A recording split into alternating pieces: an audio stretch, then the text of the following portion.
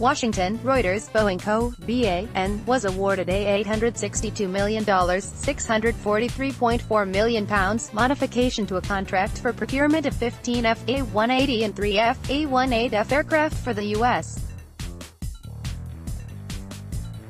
Navy, the Pentagon said in a statement on Friday.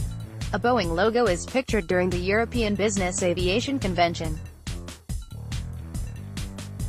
Reuters, Denis BalibouseReporting by Mohammad Zargham, editing by Chris ReeseOur Standards. The Thomson Reuters Trust Principles.